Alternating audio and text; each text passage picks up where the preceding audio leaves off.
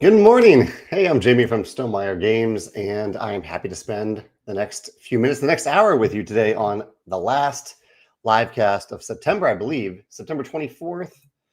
Yep. Next week will be October 1st. It's actually a newsletter day next week.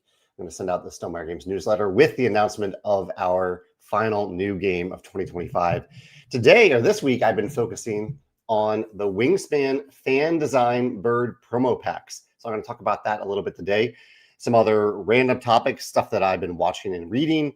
And as I talk with my hands, I have a little challenge to myself today to talk a little less with my hands. I think I do it a lot. And I don't know if it's distracting on these videos, but I'm going to try to talk less with my hands today. Maybe I'll just put them in my pockets for a little bit and see how that feels. I don't know if it's a bad thing, but I feel like I do it a lot, more than I think I would like to do. So yeah, a variety of topics to talk about today. Let me start off with some quick games that I've played recently. I played a few times. I've played this new game that I'll be talking about next Wednesday. I played that a few times recently, and I'm really enjoying it. I'm so excited to share it with you. But in addition to that, I played a game called Ancient Knowledge, which was an interesting spin on a civilization game in which you're building monuments that have knowledge on them, and then you are trying to learn all that knowledge before the monuments kind of age out of the game. Really interesting spin on a civ game. Also on our board game arena game night, I played High Clue and the new Forest Shuffle, the standalone Forest Shuffle Dartmoor, which I hadn't played before. Chad says hand talking is natural talking.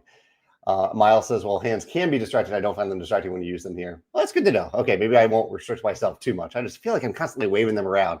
And Carol says it isn't bad to talk with your hands. It's expressive, and I actually try to get students to do it more during speeches. Okay, maybe I.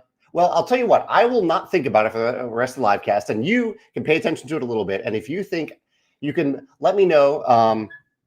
If you think I do it too much. I'm totally open to this feedback. I want to get better at doing this because I do this. I appear in a lot of videos these days to talk about games and to talk to you. So I whether it's the audio, the video, or the way I present myself, it's important to me that it is something that you enjoy and that you enjoy hanging out with me because you're taking your time to hang out with me here, whether it's live or whether you watch a video on YouTube later. Jeff says, am I excited about, I should show these comments. See, I need my hands to actually post the comments on here. Jeff says, am I excited about Survivor tonight? I am. I never watch Survivor the night that it actually goes live, but I am excited to most likely watch it tomorrow or Friday. I'm very excited for season 49. And I'm curious, they've built up so much about season 50 that I'm curious how season 49 will feel, given that it isn't season 50. So I'm curious and excited about that too. And I really enjoy, there aren't too many shows that I do this with, but I really enjoy that my Survivor watching is now accompanied by the official and some unofficial Survivor podcasts that I get to watch or listen to in the following days. Do any of you do this? Are there any shows that you watch where you listen to a podcast about the show soon after you watch the episode?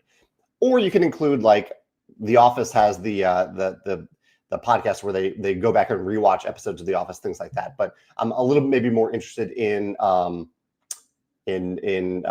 shows that are actively going on right now, or live right now. Miles is excited because his team, the Mariners baseball team, actually made the playoffs. Congratulations, Miles. That is fantastic for the Mariners to make the playoffs. I remember rooting for them way back in the day when Ken Griffey Jr. was playing and was absolutely amazing. So I'm excited for them to make the playoffs too. My parents actually lived in Seattle for a little bit after they got married, so I have a few connections to Seattle, including you and some other friends. My coworker Alex is from Seattle. So yeah, I'm excited for them to be in the playoffs for the first time, and I think in a while. Let's talk. Okay, here's an answer to that question. Tony says that he really enjoyed the Andor podcast after watching the show. Tim enjoyed the one for Alien, Gilded Age, and House of the Dragon when that was out. Nice. Miles likes Game of Thrones, Dance of Dragons. And Paige says it used to listen to Buffering the Vampire Slayer. That's a good name for a podcast before they finished. That's cool. It's really neat. They have Edward mentions one for Taskmaster here. Chris says that YouTube is also a good place to find stuff like that. And Shogun as well. Yeah. If you all ever have recommendations about this type of thing, especially many of these shows are shows that I watched, I didn't even realize there was a podcast about it. Feel free to let me know when it's happening in real time, because I'm definitely intrigued by that. Let's talk a little bit about the fan design bird packs. I have revealed 4 of them so far. There are 2 that are going to remain in the closet of secrets. I haven't revealed them yet, or the cabinet of secrets, I think I call it. But there are 4 that I have revealed, and I'll just show them to you briefly right now. If you're not familiar with what I'm talking about, on Monday, I officially announced something that I've talked about a little bit in the World of Wingspan newsletter. On Monday, I officially announced that Stonemaier Games has made 6 packs of birds for Wingspan, that each pack has 25 birds, and these birds were designed by fans of Wingspan instead of Elizabeth Hargrave. This process is approved and vetted by Elizabeth. It was overseen by Travis Wilsey, who is very involved in Wingspan. He knows Wingspan really well. He knows the Wingspan community really well. And Travis and I picked 6 sets of birds that had been that had already been designed and play tested extensively over time. These were the types of things that you might see in the Wingspan Facebook group or on Board Game Geek, and that followed certain guidelines, including that they're all new birds. These are birds that have not appeared in Wingspan before, but they are in continents that we've already covered in Wingspan. That way, we're not taking birds away from birds that Elizabeth wants to cover in future continents. And there's a few other guidelines, like we wanted to make sure they're balanced in terms of the type of nests and points and anything that matters for the overall balance of bonus cards in Wingspan. And we wanted exactly 25 birds, and so per pack. So many of these fan designed sets had way more birds than that. So we had to narrow down and pick the 25 that were for these packs. We also wanted the art to be consistent. So we used a lot of open source art, but we did commission some of the art for these packs. Anyway, let me start to show them to you a little bit. So here we have, this is the one that I just revealed today, the Birds of New Zealand. This was designed by Travis Wilsey and David Withington, the Birds of New Zealand. We have the Birds of Continental Europe, designed by Sam Gray. Oh, and this one actually has artwork by Elizabeth Gould, John Gould, and Wilhelm Grief. I don't think I mentioned that before, right? That one had specific artists. Oh, a couple of these have artists on the packs. I should have been highlighting these. That's my fault. I'll go back and correct that. And then we have the Birds of Canada. This was the first one that I revealed. And then we have additional Asian avians. So you can see these are covering continents that we've already covered, but they're completely new birds that will blend in seamlessly with the birds that are already in Wingspan. One other thing we did is that we didn't introduce new types of abilities. These are all new birds. There are new abilities in here, but not new categories of abilities. An example of that is the when played category of ability, or when activated, or once between turns. Those are the types, the categories of abilities. And there are some fan design birds that exist, not in these packs, but that exist, that have new categories of abilities. Again, we wanted to leave those for Elizabeth to create if she wanted to create or be inspired by some of those, and not introduce something that new in these fan design packs. Garrett says, can you say how many total copies you printed of the fan packs? Garrett, this is a great question, because we've done something a little bit different here. While we did survey World of Wingspan subscribers, we didn't know how many people would actually end up buying these packs. And would they buy all 6? Would they buy a few of them? Like if you're in Canada, are you maybe just going to buy the Canada pack? Totally fine if you do that. In fact, I recommend starting out with just a few packs to see if they're a good fit for you. And that way you can always treat yourself and add more later on a future Stonemaier order. But I worked with our manufacturer Panda to ensure that we could reprint these very quickly. Usually a reprinting of a game or expansion takes months. And so we've worked with Panda and kept the components simple for these packs. It's just cards, it's just bird cards and a few rule cards, and then the exterior packaging. Panda can reprint these in a matter of weeks. And so, Garrett, this is a long way of saying that we printed far fewer than we normally make of a new Wingspan expansion. We printed 5,000 of each of these. That's a very low number, but we can reprint them very quickly. In fact, we already have a second printing that we made for Essen Spiel, and some of those that we made for that are going to be headed to our web stores. But yeah, it's a long answer to your question, Garrett. But it's 5,000, but that number matters a little bit less in this case because we're ready to reprint them so quickly. Robin says he's been waiting, or they've been waiting for ages for a restock of Tuscany Essential Edition in Europe. Robin, I feel like I heard this recently from someone else, and I think they are headed to Europe. Let's see if I have any information on my various Google Sheets about this. And maybe if Joe is watching, he can chime in, Joe or Dave. I don't have that particular Google Sheet handy. So Robin, I'm not sure. The general answer is if something is out of stock, but you can see that it's in stock in the US, for example. In fact, whenever anything is out of stock, please request a back in stock notification on the corresponding web store, because that tells us, hey, we need to restock it here. I am pretty sure I have talked to Joe and or Dave about this and that they are actively restocking it, and I think it should be soon. But I appreciate you mentioning it. And if I don't hear from them in the comments here, I will bring it up. I'll make a note here and bring it up after the live cast with them. Tim says, how did you open those packs? It looks like they're open but not torn along the tabs. So I opened these to try to maintain their integrity really well. So you can kind of see it here. I used I have a kind of an X-Acto knife, a package opener, letter opener thing that I used to cut here. But we put the tear lines right here so you can tear them horizontally and leave most of the integrity of the packs in one piece in case you want to do that. But you can also use a box opener to open it the way I did. Nate says, you recommended against playing Wingspan with just the expansion cards. How about Wingspan with just all 6 fan design packs? I think that would be fine, honestly. In fact, you could just play Wingspan with a few of them because they each have 25 cards. The reason I recommended it against that for Wingspan Dragon Academy, playing with only those cards, is that they're largely geared around this idea of fledglings, whether they are fledglings or they're connected to fledglings. And so the game becomes so fledgling centric if you only have those dragon cards available. So I do highly recommend when you play Wingspan Dragon Academy, and I hope those of you who have received it are actively playing it. It's a really, really cool expansion. That you are just shuffling all the cards together and playing from there.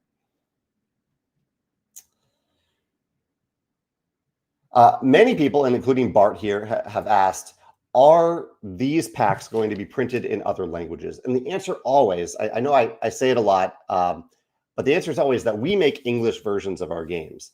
It is up to our localization partners to decide if they want to make these products in other languages. And it's also up for them to announce that. That's not our information to share. They're other publishers. If you ever have that question, so if you're ever wondering if 99 Games or Matago or Forland, if they're making one of our products in their language, the best way to get that answer is to check out their websites. And if you don't see any information about it, tell them that you're interested in it. The impetus I think these other publishers have to make something in their language is that they know that there is demand from customers who want to buy it if they actually make it. So Bart and anyone else who's wondering that question, it's a question I hear a lot. It's a totally valid question. Please go to that localization partner and kindly say, hey, if you make this, I will buy it. I'm very interested in you making this. And maybe as part of that request, they might say, oh, we're actually making it. Or they might say, oh, we'll think about that. And sometimes that means that they're already making it. They're just not ready to announce it yet. It's up to them to announce it on their schedule. Mark says, would it be all right to request some random signed cards for the Australian web store? Mark, I talked to Dave about this the other day, and I am 99% sure that they are on the way to the Australia, Asia, New Zealand web store now. Yeah. But it is okay to make that request on the web store so we know that there's demand for it. Edward says, how do you decide how big or expensive an expansion should be? How do you judge whether a customer will want a $45 expansion versus them just buying a full and different game? That's a great question, Edward. It's something we ran into very early, where the original version of Tuscany was more expensive than Viticulture, which I realized right away was not sustainable. And so that's why we trimmed it down to Tuscany Essential.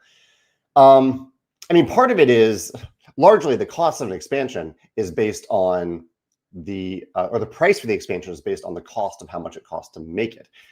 And so during the expansion design and product design process, that's when I'm looking at it and realizing, okay, can we sell a in your example, a $45 expansion for, say, Wingspan, which is a $65 game? Is that viable? Will people buy that? Is that respectful to what our customers want? So I'm constantly asking that question and trying to compare the cost to the expansion, or to the cost of the expansion to the cost of the game. And also the price. I'm using cost and price interchangeably. They are two different things. Cost is how much it costs to make it. Price is what you pay for it. So yeah, it's largely a comparison of the core game price to the expansion price and trying to make them reasonable relative to one another. The other thing that we often run into is if we make the expansion too small and too inexpensive, can a customer justify paying $10 in shipping for it? For these packs, we subsidize the shipping. We have flat rate of $10 flat rate shipping. But for if you bought in an individual pack, which I don't really want you to do, but if you do buy an individual pack from our web store, we subsidize the shipping down to roughly the equivalent of $5. It's about half, which is fine. We lose money on shipping if we do that, but it's weird to ask you to buy a pack like this. Price will be revealed on October 15th, but then also pay $10 shipping for it. So the shipping factors into the calculation as well of how much we price the expansion. Sosis has a question about sleeves. I don't sleeve my cards, so I don't have an official recommendation for sleeves. And we at Stonemaier Games, we make cards that are really durable and that I think feel really good, and so we actually don't encourage people to use sleeves. So that isn't a question for me to answer, but you might see some questions if you look up sleeves on Board Game Geek, or if someone in the comments wants to talk about sleeves for Wingspan and Wormspan, which have the same size cards.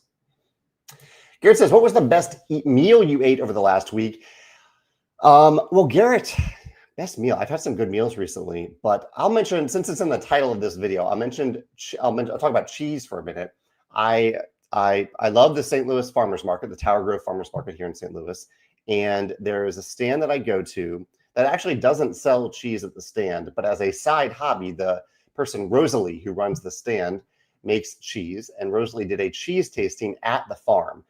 I highly recommend to anyone, this is something that I've tried to do a few times. I highly recommend every now and then going to the places that make some of the food that you eat. And that's the case with Rosalie. I get my eggs from Rosalie and her farm, Grand Army Farm, just outside of St. Louis. And so I've gone to the farm a few times. This is the second time that I've gone there. And this was the excuse for going there was this wonderful cheese tasting where we tried a bunch of different cheeses that I hadn't tried before, and some that I had tried before. And it was just really delicious to chill on this farm with the farm animals and some wonderful people, and eat some really delicious cheese. I think my favorite was a fairly new goat cheese, which was still very soft and had some local garlic, had some garlic that Rosalie had made in it as well, and some chives. Julio says, can you show us one random bird from one of the packs that you've revealed? Sure, I'm happy to do that. Since you asked for it, Julio, why don't you pick the pack? You can go New Zealand, continental Europe, Asia, or Canada. And I'll pick a random card out of there and I'll show it here on camera. Michael at screen name Fixius. I haven't said that out loud before. He says, thanks again for all the info that you give to everyone. Keep us informed. Looking forward to more of the Wingspan expansions. I do want to give a extremely grateful shout out to Michael here. He was really helpful in, I don't want to go too deep into it, but basically we don't authorize our games to be on Tabletop Simulator. And Michael was really helpful in helping to facilitate, not that they're removed from Tabletop Simulator, Michael doesn't control that, but that they were removed from a robust Discord community that Michael helps to run, that had our games kind of being passed around there illegally. Not Michael's fault that they were being passed around, but Michael was just really helpful when I reached out to him and said, hey, would you consider taking those down? And I'd appreciate that. So thank you, Michael. I really do appreciate how receptive you were to that. George says, any updates for the EU order shipping for the latest release? George, the latest update I had is that everything had shipped. So if you don't have a shipping notification yet, That is a little odd. And you're welcome to let us know. Yeah, if your launch order for Wingspan Dragon Academy or Tokaido Duo if you haven't gotten a shipping notification yet, please email contact@stonemaier.com with your order number and let us know what's going on, and we'll dig into it.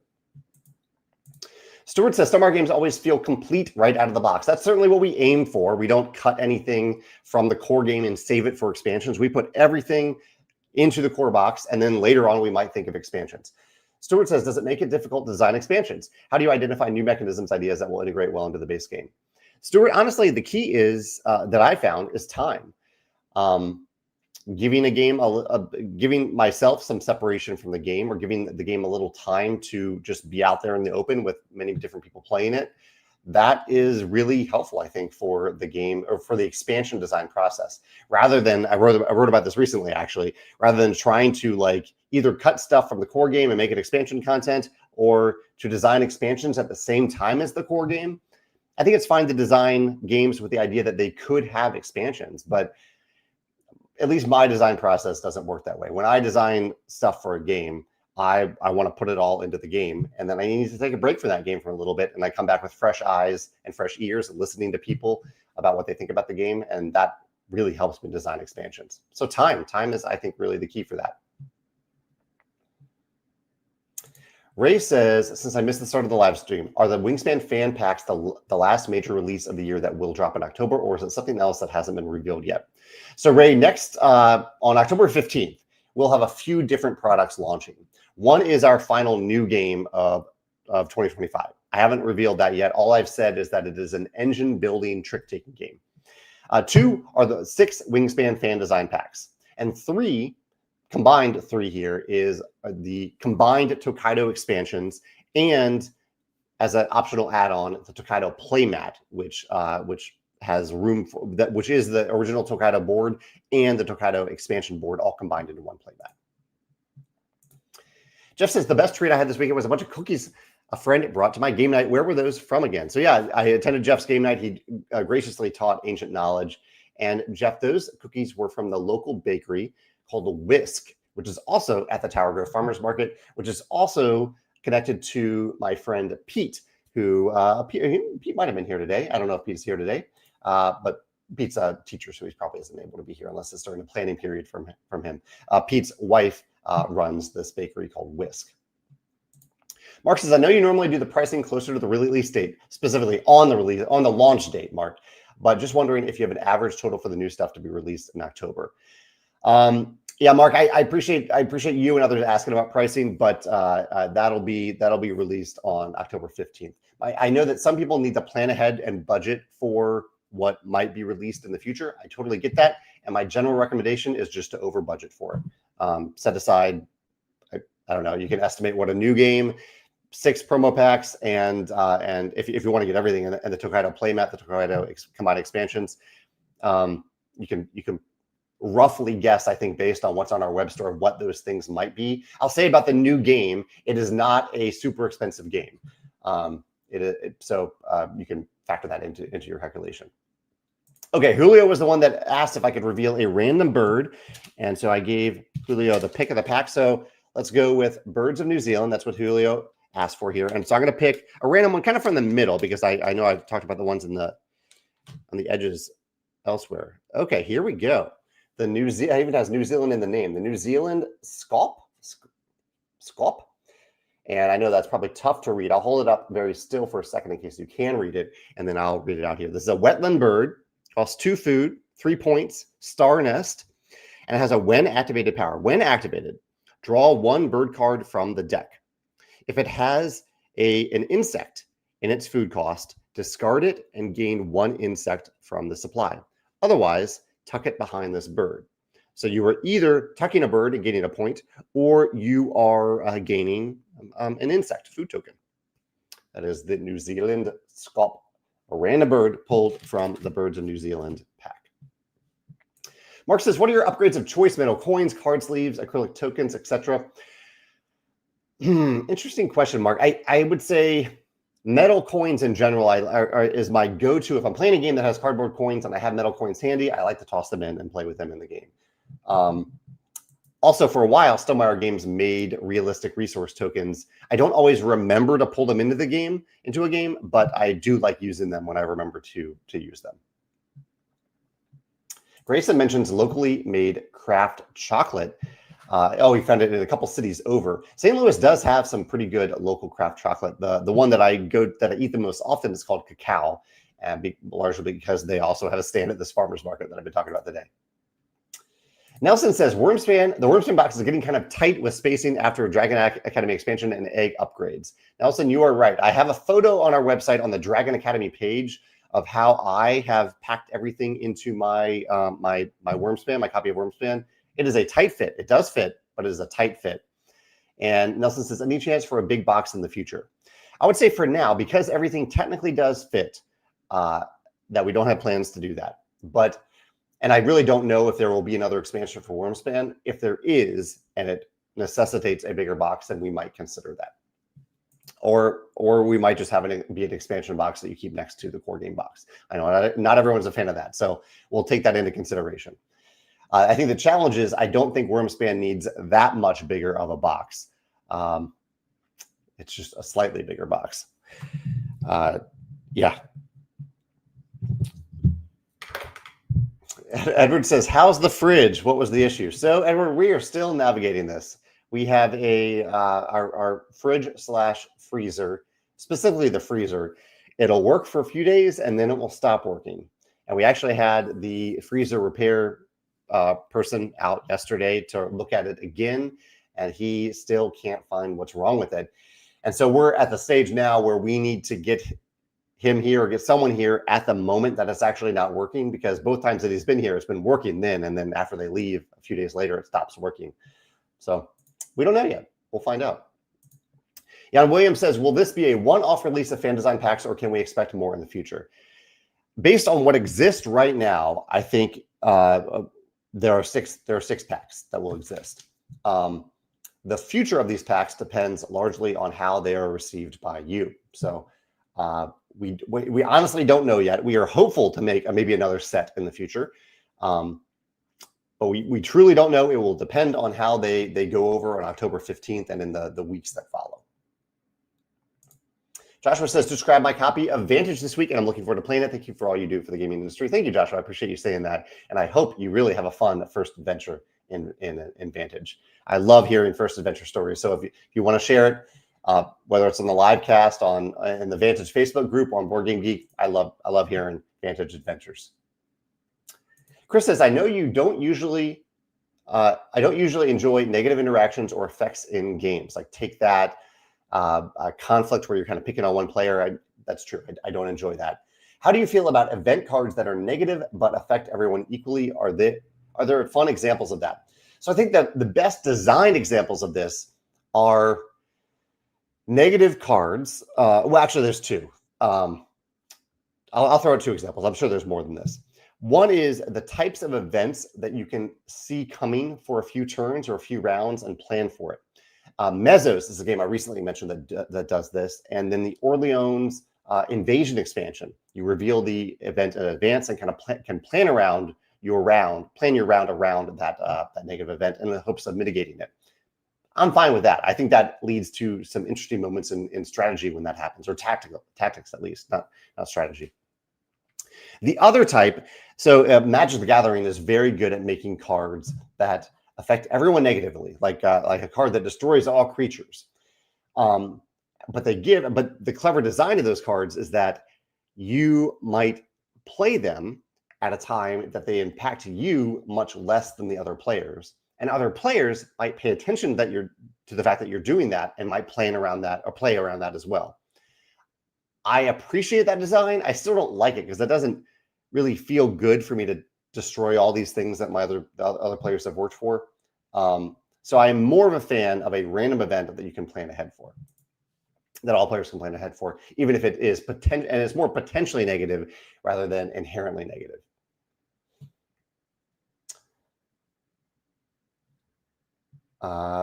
Here's an interesting question. Can there ever be too much content for a game? I think there can be. I mean, that's something I ran into with Scythe a little bit, and why I said, we're not making any more Scythe content, because there was already so much. There's so much content to play inside. There are 3 expansions. There's promo packs. There's accessories. There's so much stuff and so much replayability inside already. I think there is such thing as too much stuff. And I think that's why it's been nice with Wingspan to always have this plan of doing 1 expansion per continent, and then maybe having some promo packs along the way. We didn't plan these promo packs, but that was always a possibility, I think, of having the promo packs. But yeah, I think there is such thing as too much stuff.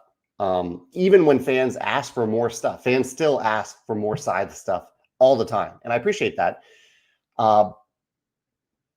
But I think it's also, I consider it part of my responsibility to determine when the story is over for a game, and when there is such thing as too much stuff.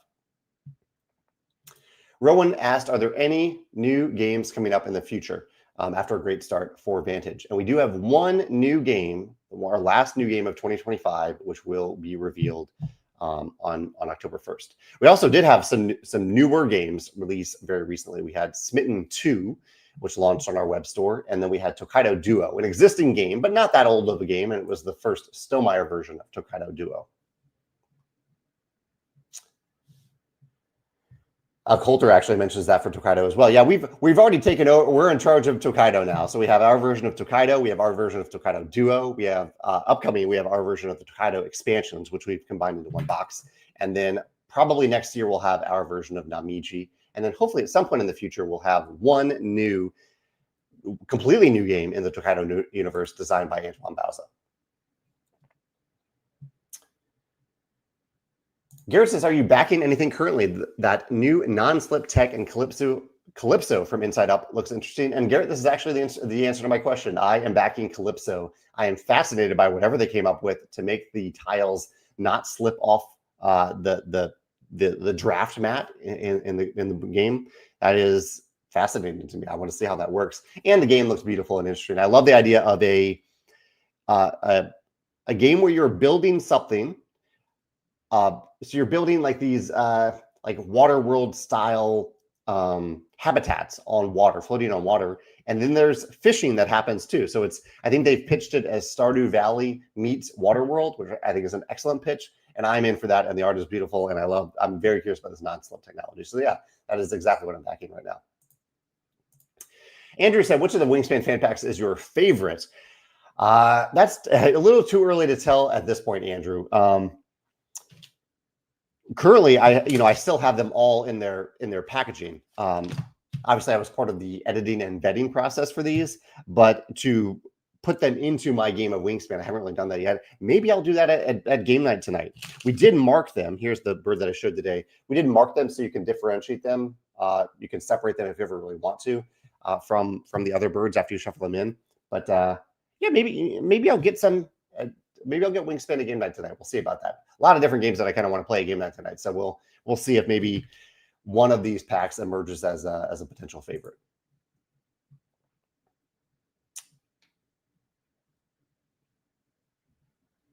Gary says, what did I think about the game Ancient Knowledge, which I played this past weekend? I had a great time playing it. Really, really great time playing it. I like the twist on using knowledge. So the hook of this civilization game is that you build these monuments. They come into play with knowledge tokens on them. And it's up to you to try to learn that knowledge before those monuments age out. I think that's a really cool mechanism. The mechanism that I'll end up talking about in my video, which is coming up soon, is actually about the central card display and how those cards are refreshed and how they stay relevant for where you are in the game. That's what I'll talk about in my actual video about the game, but I thought that was really clever. I also, earlier this week, maybe yesterday, was yesterday the day I talked about apostocracy? I think that was my video from yesterday. I think my video over the weekend was about surprises in non-campaign games. I'm pretty sure that was my Sunday video. And then I talked about the game Apostocracy. I think that was the one that I talked about on Tuesday. Really, really enjoyed this game. It's a combination. It has like the feel of Obsession, but in only a little over an hour. Maybe 60 to 90 minutes. And there's worker placement. There's light deck building. using playing cards, and you're accumulating those playing cards to form a hand of cards that at the end of the game, you're going to play a hand of one of the early trick-taking games called Whist. That isn't the entire game. You get points from a bunch of different ways in the game. That's maybe a third or a fourth, probably a fourth of the points that you could get are from that game of Whist.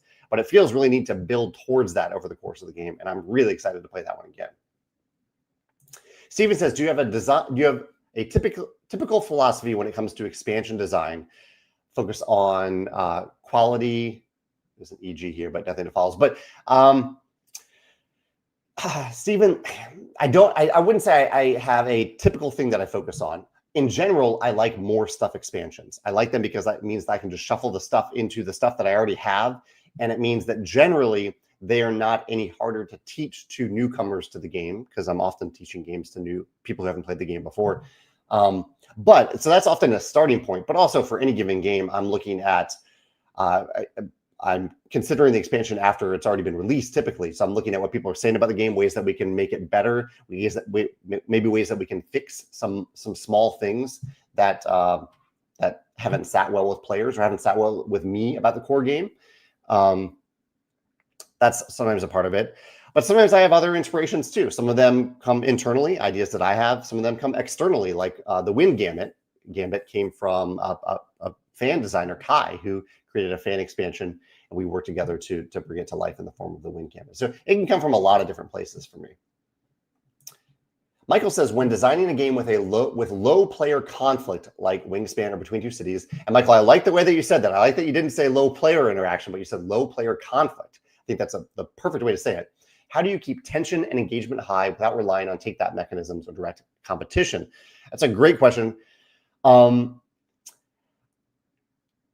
in Wingspan, for example, there are a lot of different reasons to pay attention to other players. And that's the way I look at it. Am I given enough reasons to pay attention to what other players are doing, or am I just doing heads down stuff in my own tableau? And I think there's even a place for that. I think there's a place for largely focusing on what you're doing. But in a game like Wingspan or Between Two Cities is great because it's a drafting game. There's that built-in interaction of drafting, and there's a lot of communication between you and the player on your left and your right. A lot of communication built into that game. Wingspan was a little bit more difficult because where do we put the interaction of Wingspan? Some of it comes from some of the powers, the bird powers specifically. Some of it comes from that central card row. Some of it comes from the goals and comparing your goals to other players. So there's lots of like little things that we can do to say, oh, this is a moment when I need to pay attention to other players, or this is an ongoing thing that I have to pay attention to other players. So that's where I look for tension and engagement. I'm just constantly asking that question: am I paying attention to other players? And if so, why not? Is that okay? Is that not okay? And do I want that to increase? And it also comes through in the playtesting. I'm working on a game right now where it's a fairly low interaction game, and definitely no conflict. And so in every wave of playtesting, I'm asking playtesters, do you like the level of interaction in the game, or do you wish there was a little more or a lot more? And so I'm trying to take that feedback, and if the answer is a little or a lot more, I'm trying to add tension and reasons to pay attention to other players and ways to impact other players or impact their decisions through layers of mechanisms in the game. You mentioned the upcoming game had elements of trick-taking. Would this be an entry point for Stonemaier into party-sized games? I'll talk about the new game next week, because I think there's an assumption here that it is a party-sized game, and I don't want to debunk that or say either way about it until I've actually officially announced this game. All I've said about the game so far that's coming out next Wednesday, or that I'm revealing next Wednesday, is that it is an engine-building trick-taking game that's co-designed by me and someone else. But I'll talk about the details next Wednesday. Darren says, I recently purchased a copy of Discworld Ankh Morpork by James Wallace. Is there an out-of-print game you want to play or that you own? I am sure that some of the games on my shelf are out of print. I have no idea which ones, but I'm sure that some of them are. It's tough to keep a game in print constantly. But is there a specific out-of-print game? Not that I'm aware of. Not that comes to mind offhand. No. Yeah, there probably is, but it's just tough for me to answer on the spot. Robert played a few games of Vantage over the weekend. I'm not going to read part of this out loud. Robert, I'll say it. It's a very minor spoiler. I got lost in some caves in my first game. In my second, I got an epic victory without ever moving. That is a tough challenge. Possible, but very, very difficult. My goal is to see more of the world in future playthroughs. And Robert, I'm so glad that you had the freedom to move around, or the freedom to not move around. That is the freedom that I wanted to give you in Vantage. Let me see if there's any other topics I really wanted to cover today. Obviously, I'm happy to keep talking about the Wingspan fan design promo packs. I talked a little bit about what I was playing recently. In the title of the video, I mentioned the movie Elio, the newest Pixar movie. We watched that over the weekend. I actually really, really enjoyed it. I wasn't hooked by the marketing for this movie, but I can see why it's a little awkward to market this movie, because it is a movie about a boy who wants to be abducted by aliens, and of course then is abducted by aliens, which is kind of a weird hook, but it's a hook. It's definitely a distinctive hook, and I really enjoyed the movie and what emerged from what happened after that. I would recommend Elio. We also finished Ironheart, the latest Marvel show, and I really enjoyed it. Just 6 episodes, so fairly self-contained. Every episode has some really good action, some really good heart to it. I really enjoyed it. And we just started watching Murderbot, which I think some of you had recommended and talked about. I haven't read the book series, but we're 3 episodes in so far. In fact, we watched 3 episodes back-to-back last night because they're really snappy and kind of good sci-fi mixed with good humor. And they're short. Like I kind of expected it to be a full hour-long show, but they're like 25-minute episodes. Murderbot, that's on Apple TV. I don't want to forget that today is a Rolling Realms day. So today's realms that I will be playing on YouTube, and I'll post it on Facebook, are Between Two Cities, Space Base, and Honey Buzz. These are the 3 realms I'll be playing live today at 3 o'clock Central Time. That's 3 o'clock St. Louis time. Yeah, feel free to join me live or play along against me later. Whenever I do those live plays for Rolling Realms, because the game, and we were talking about interaction earlier, Michael mentioned interaction. Rolling Realms is designed around not having any interaction in the game so that you can play with any number of people and at any time. So you can play against me live using the same dice rolls that I roll, or in the future, you can just pull out the same 3 realms and use the same dice rolls and see if you can get a better score than me. And then let me know in the comments if you did get a better score than me. So I think there's sometimes an asset to having no interaction in games, because you can do cool stuff like that. Doug says, as Stonemaier has built a bigger and bigger portfolio of games over the years, do you find it difficult to manage and stay connected with all the community stuff, like the Facebook groups, Discord channels, etc.? That's a good question, Doug. And I have, it has made it slightly more difficult, but it has also meant that I've tried to pick certain social media to really pay attention to and be really actively involved with, and where I read a lot, I comment a lot, I answer a lot of questions. And that would be the Facebook groups, the Facebook page, Instagram, YouTube, our own website, and Board Game Geek. And there are others that we maintain that we have. We have a Discord server, but I'm much less engaged unless someone tags me on the individual game channels within that Discord server. And it's also meant that I've kind of said, I don't care about TikTok. I know a lot of people enjoy TikTok. I tried it, and I'm just like, this isn't for me. I don't know if it was the interface or the format, but it just wasn't a good fit for me. So while our games probably are being talked about on TikTok, hopefully it isn't an area that I'm really engaging with or participating in. So that's what I found to work for me, where I choose some to be heavily engaged in and others not. Oh, and I should mention Blue Sky. I have really enjoyed Blue Sky as for some reason, it's very similar to Twitter, but Twitter really did not resonate with me. Blue Sky is fine. Like I'm fine with it. I enjoy it. I don't do a lot on it, but I'm there. George says, can you please remind us quickly where and how to navigate to see our champion membership on the website web store after logging in? I don't seem to find the history of champion memberships displayed anymore, anywhere, or maybe they're not available over mobile. That's a good question about mobile. That might be it, George. When I log in, George, here's actually the best way to do it. Go to look in your email for a champion newsletter. And at the end of every champion newsletter, there's information about how to find that status, and it kind of walks you through it. I'm sorry I can't do it on the spur of the moment because I don't remember it, but I'm 99% sure it is in the bottom of the Champion newsletter, and you can see it there. And I think part of that is cancellation instructions. I don't think that's what you're looking to do, but you can at least see your status if you follow some of those instructions. Steven says, another design philosophy question about expansions, between quality and quantity, like adding a new mechanical twist to the card pack versus adding additional content of existing mechanisms. Again, I don't know if I have a overriding philosophy about it. It's kind of just what I think is fun for the game, or what I think is good for the game. Is the game looking for completely new types of mechanisms? Is that what the game needs, or what players are looking for? Or is there more to explore with the existing mechanisms of the game? And usually the answer is a mix of the two. Not always, but usually. And if I'm the designer of it, I'm also looking for like what's fun for me. What am I having fun with in respect to the game? And sometimes usually that ends up being a mix of the two.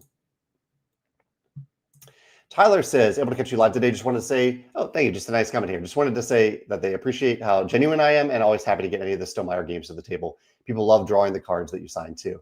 I have fun signing those cards. And I do. Mark mentioned one earlier that they're out of stock in Australia. We are restocking them.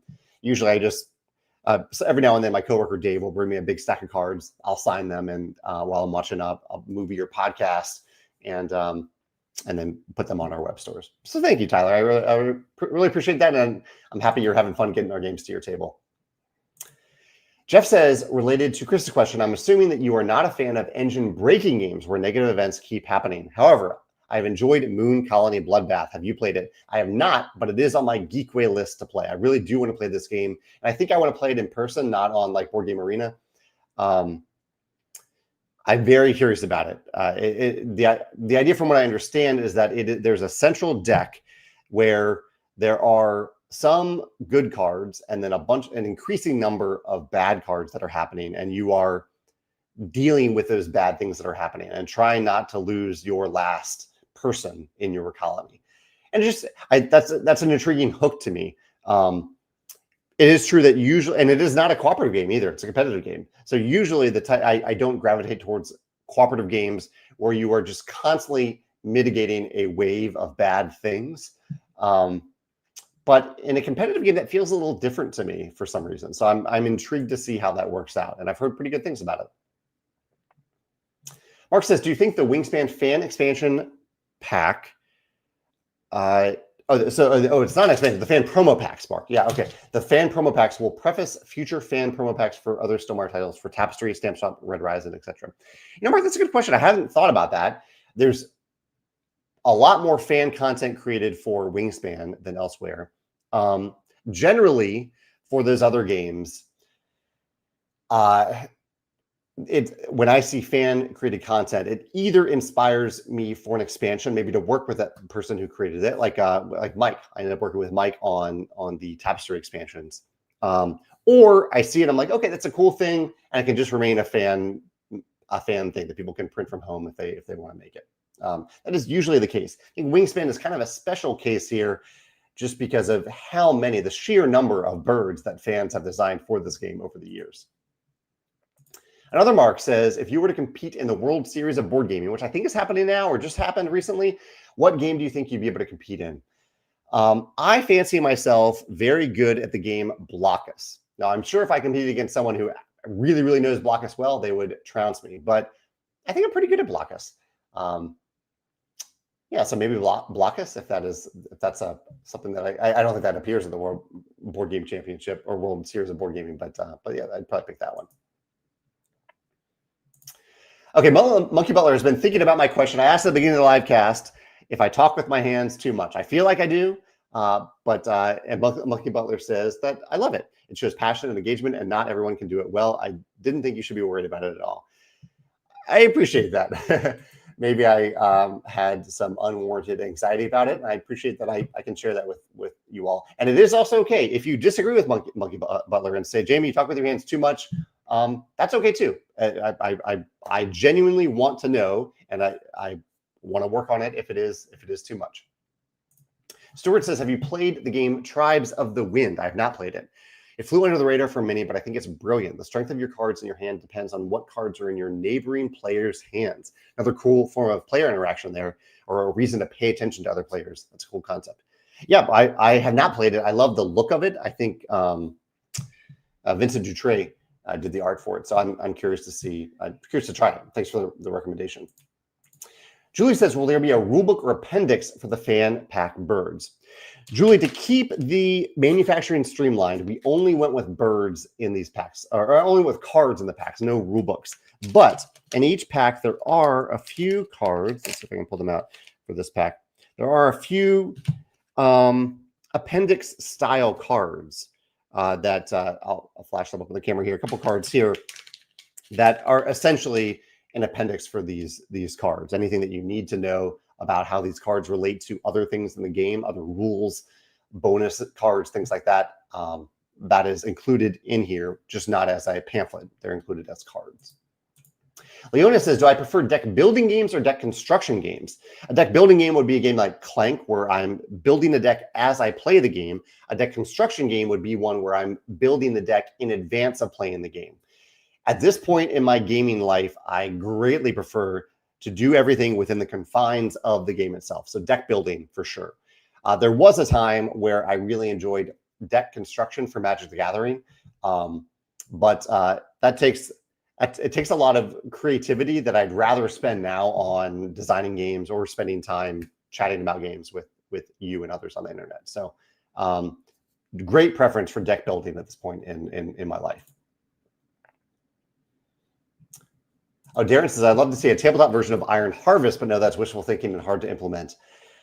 Yeah, it's interesting. So Iron Harvest is a digital, it's not a digital version of Scythe, but it is a digital game, a real-time strategy game set in the world of Scythe, the 1920-plus universe by Jakub Rosalski. But it is a very different game than Scythe. Like, it's a much more combat-focused game than Scythe is. And Scythe is probably as combat-y as we get at Stonemaier Games for our games. Anton says, what's the best Asian board game that you've played? So Asian theme or an Asian designer? What is one of my favorite? Well, I'll throw out Tokaido out there. I mean, I really do love the Tokaido series of games. We are the publisher of that. I guess one that's not designed or not published by Stonemaier Games. Hanami Koji often comes to mind. I really, really love Hanami Koji as a very streamlined two-player game. And there are a lot of trick-taking games that come out of Japan that I really enjoy, including Cat in the Box.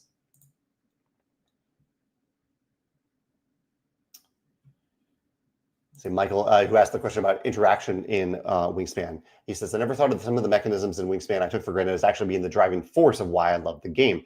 I'm not directly interacting, but I'm engaging and watching who's fighting me for goals, gauging, can I make it for that round, or should I start moving to the next one? Great answer. Thank you, Michael.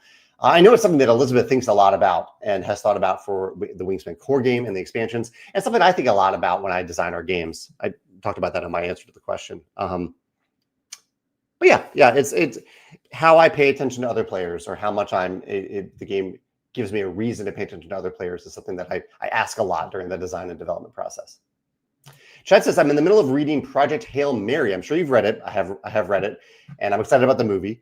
Any new books that you've been enjoying? So I just finished the Divine Rivals duology, a 2-book series that I really, really enjoyed. And I just last night started the new John Scalzi book called, I think, The Shattering Peace, which is set in the Old Man's War series. I haven't read an Old Man's War book in quite some time, but it was a whole series of books that he released for many years. And I think there was a big break in it. I don't think he has returned to that series for quite some time. But I really enjoy John Scalzi's sci-fi writing, and at least 7% into Shattering Peace, I'm enjoying it so far. Mark says, has anyone reached out to you about co-designing a game from your game ideas video?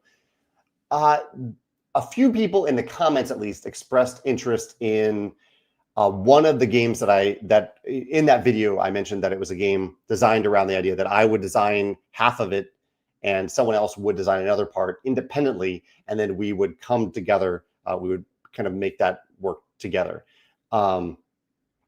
So some people mentioned in the comments, I haven't explored that particular game yet, but if I do, I'll probably go back and look at those comments or look at other designers that I think I might enjoy working with. It would be certainly easier, though, to pick a local designer for that, which makes it tough. I usually don't care about where a designer is located, but for that specific game, it might be easier to do it locally. Chris says, I taught some friends Vantage. Thank you, Chris, for teaching Vantage. And they just kept saying, wow, I love this game. And it was great seeing them enjoy it so much. That makes me so happy, Chris. Thank you for doing that. And thank you for sharing it with them. It's always easier, I think, to get into a game when you have someone who already knows how to play, introduce it to them. And often means that you play with more of the rules correctly that way as well. Michael also saw this movie Elio that I was talking about. His wife and kiddo were kind of like, oh my goodness, there are parts that are horrifying. I can't help but those parts have me chuckling. I know one of the ones you're talking about specifically, Michael, I thought it was kind of a neat moment of lore in the game or in the movie. I don't want to spoil it about the about some mech-like suits in the world that I thought was like, okay, that's kind of terrifying, but pretty neat lore to put into a alien movie.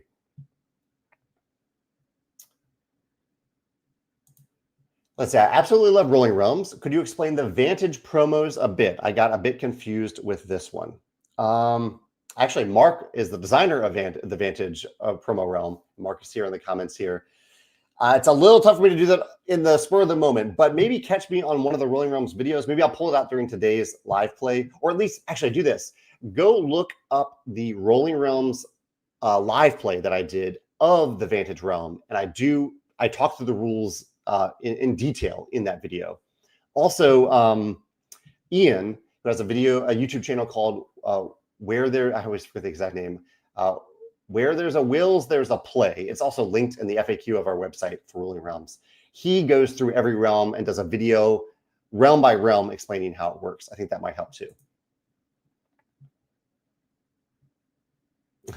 Elio says, I read your blog on crowdfunding and expansions. It feels very much like the BMW cars that need a subscription to use the seat warmers. Wow.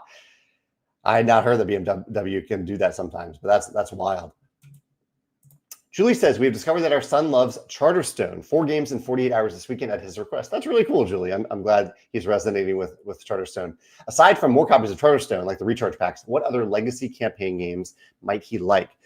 It's a great question for anyone here. If you like Charterstone, in fact, I probably have a video like that, Julie. Like if you, 10 amazing games that share a key similarity to Charterstone, maybe I have something like that. What are some other legacy campaign games he might like? The one that comes to mind first, even though it's a very different game, is My City. I think My City is a really snappy, wonderful, polyomino-driven game, also kind of about building a village.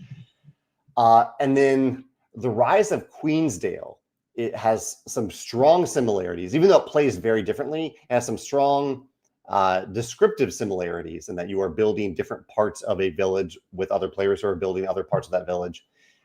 It's kind of a wild legacy game in terms of the things that you can unlock. A lot of stickers in it. It has some silliness to it, which Charterstone has a little bit of a whimsical nature to it.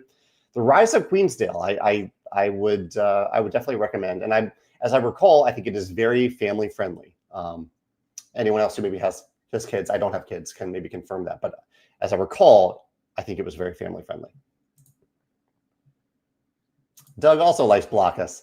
And Doug, I feel the same way. I want to play Blockus at exactly 4 players, not at smaller player counts, just because of the way the spatial element of it works.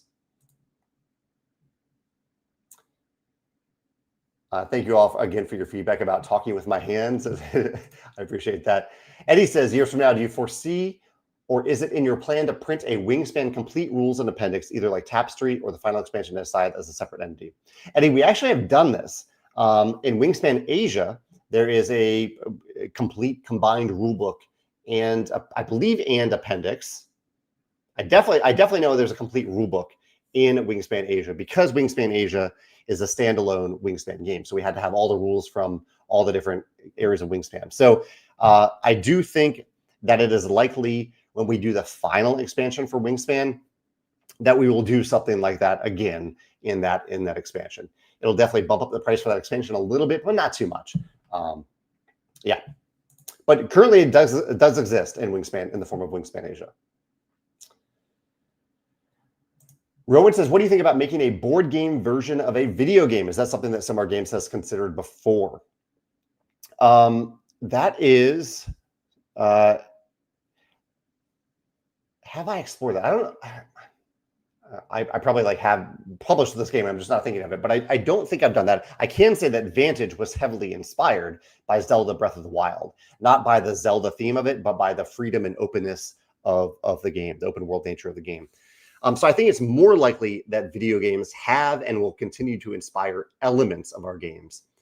But I don't know if I'm as interested in making a tabletop version of a specific video game. I'll never say never if I really fall in love with a specific video game, like I did fall in love with the Red Rising series of books. But I think it's fairly unlikely.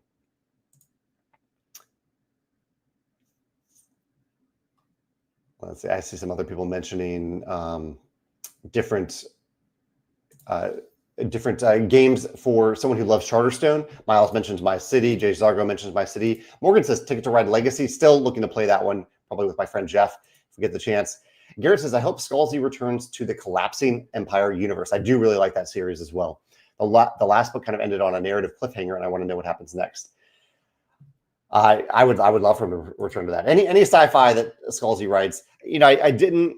He had a book that came out recently that was kind of a tongue-in-cheek book. That didn't intrigue me as much, but his more serious sci-fi that has a lot of humor in it, I love that element of John Scalzi's books. Garrett also recommends Ticket to Ride Legacy for someone who enjoys Charterstone. And Jay Zargo says, I remember that Ryan Knizia said that he designed My City to play with his kids. Okay, that's good to know. Oh, Mark has a good recommendation here too. If your son loves coloring, he might appreciate Sagrada Artisans, the legacy version of Sagrada. Great recommendations here. And that actually brings us right to 11 o'clock. I think I've covered all the topics. Oh, I totally missed one of the topics that we did have. I missed a few topics here. I'll mention them quickly at the end. I had a Vantage newsletter. I sent a Vantage newsletter last week. So if you didn't get that, but are curious to hear the latest Vantage news, it is archived on the Vantage page of our website. What did I focus on there? I talked about, there was a survey in it for the future. And I talked about, the upcoming update pack that'll be in our web store. Just a few replacement cards that work fine in the game. These just make them a little bit better, and a few stickers for the storybooks that are already covered also by the Rule Pop digital rulebook if you're using that, or digital storybook. The other two things I forgot to mention is that, or the main thing is that I went to the St. Louis Balloon Glow. There's an annual hot air balloon race, and the night before there's a huge gathering of in the evening where you get to watch these balloons kind of light up in the night. It was a beautiful weather, beautiful way to spend the evening. Really had a good time doing that. Anton says, mentioned Oink Games. Yeah, I really do enjoy Oink Games as well. I love A Fake Artist Goes to New York in particular, and Deep Sea Adventure. All right, thank you. Y'all, this time flew by. It really, really flew by. Thank you so much for hanging out for the last hour. Of course, if you have any other questions or comments about my talking with the hands, feel free to mention it in the comments of the YouTube version of this video. That's where I'll most easily see it. And I hope you have a great week. And I will see you on October 1st. Or maybe I'll see you today for the Rolling Realms live play. But if not, I'll see you next Wednesday, October 1st, for the reveal of our final new game of 2025. I'm really excited to show it to you next week. Take care. Bye.